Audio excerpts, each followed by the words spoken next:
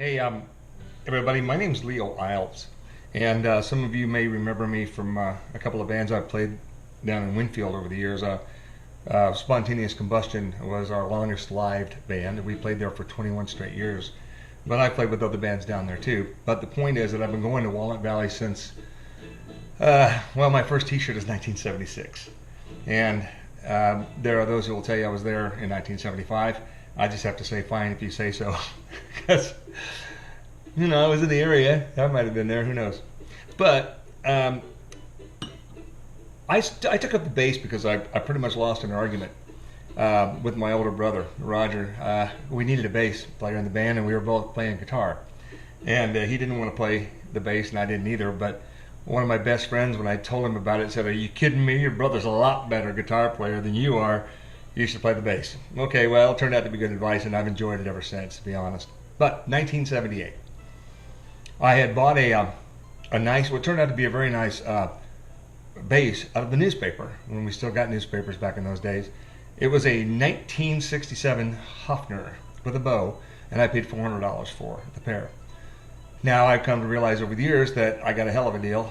The bow alone is worth over $700, and the bass is probably worth over $4,500, and I never take it out except at the studio these days.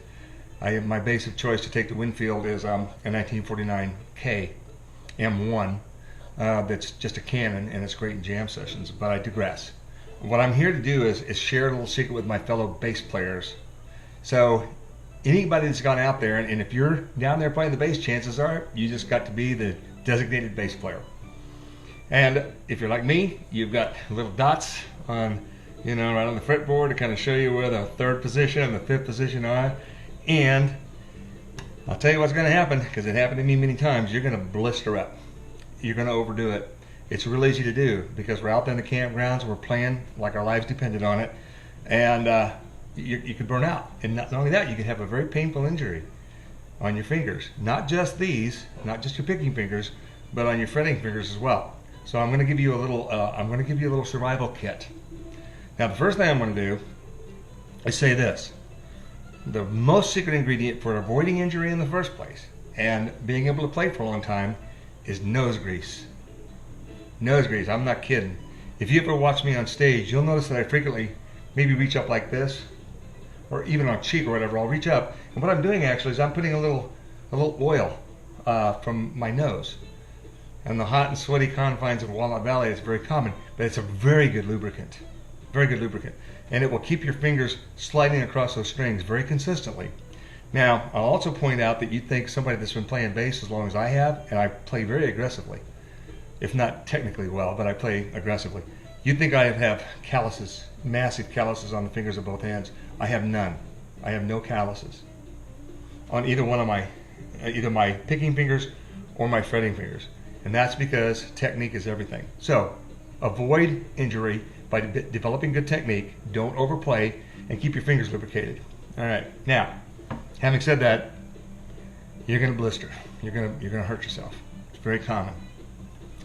Well, years and years ago, when Spontaneous Combustion was on the bill one year, I had been playing a whole week ahead of the festival. I got there for Land Rush, and Bob Redford, the festival, had booked us to go play a little gig at Oxford Middle School. And Oxford was just a little town just west of Winfield.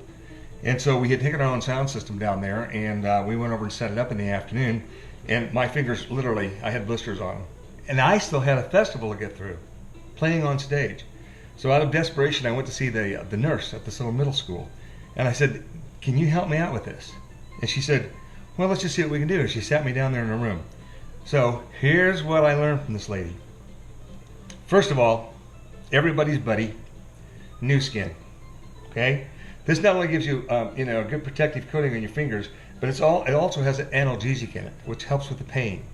So I never leave home without a bottle of this in my kit.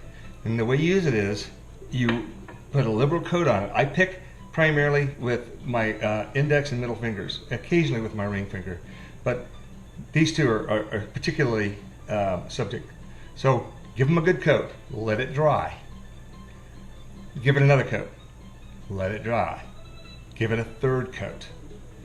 Now when that's thoroughly dried, And you're going, yeah, Leo, I've done this, and it flakes off eventually and just creates a mess and everything else. You're not done yet. Here's the next thing. And again, I'm going back to this Oxford school, middle school nurse. Everybody's buddy, the stretchy tape, right? We all use this stuff. It's great. It's perfect for taking care of your fingers because it kind of, you know how it works. It stretches and it kind of molds to your finger. And so you can kind of wrap it on there and give yourself a nice little cushion. Okay? Very effective. But here's the problem. It tends to fall off because it tends to grab the strings. So it's kind of making two things. It's making it hard for you to not just totally flick your strings, but it leaves a residue on the strings as well. Third, it has an unnatural feel. It doesn't feel right sliding over the strings, and so you tend to adjust your playing. Not good. So here we come. Final trick in the trifecta here.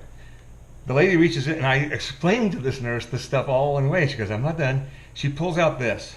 I've had this bottle of chafing cream for a long, long time. It's even got the original label on it. I bought this thing at Graves Drug Store in Winfield, Kansas. I've had other containers of it since, but you can buy this at any drugstore. It's an anti-chafing cream. It's silicone based, so it's water soluble. And here's the final trick. Well, after you've already put on this bandage and everything, you take this and put just a little bit of that cream on the outside of the bandage. Now, you smooth that over, just get it in there. Right? Okay, now, here's what you got. You get your finger taped up with this substance, and you've got the analgesic on under that, which is taking care of some of the pain, and then you put the slick stuff on the end of it. What this does, it gives you a very natural sliding feel as you drag your finger across the strings. So you can replace this as often as you need to over the course of a night, but you don't have to mess with the analgesic. It's going to stay on there. It's not going to flake off. So every so often you grab your tape if you need to, because I've done stuff like this that's lasted an entire night. You just retape it, go right back to work. So here's the tricks. Try to develop good technique ahead of time. Don't let yourself get blistered up in the first place if you can avoid it. But if you do, get yourself this survival kit one more time. The survival kit are these three things. New skin, right? Very important. It's an analgesic. It takes care of the pain and gives your fingers some protection. Stretchy gauze tape. Get the 1-inch stuff. It's just perfect for wrapping around the end of your fingers. And the final trick, silicone-based anti-chafing cream, which you put over the outside of everything else. Hey guys, bass players, this is our little secret. We don't want to just share this with everybody, okay? So, happy picking, have a great time in Winfield, and let me know how this works out for you. Have a good time.